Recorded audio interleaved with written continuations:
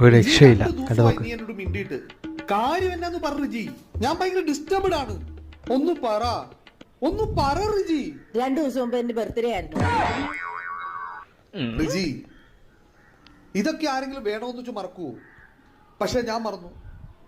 എന്തുകൊണ്ട് നിന്റെ ബർത്ത്ഡേ ഞാൻ മറന്നു? നിനക്കറിയോ? നിന്റെ ഓരോ ബർത്ത്ഡേ കഴിയുമ്പോ നിനക്ക് പ്രായം കൂടിക്കൂടി വരുവാ.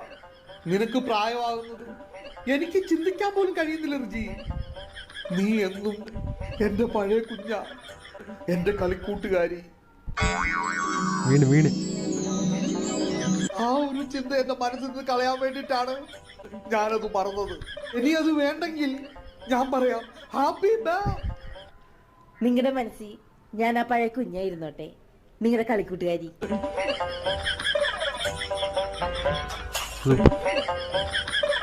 ഈ ബർത്ത്ഡേ ഒക്കെ ആരാണവേ കണ്ടുപിടിച്ചത്?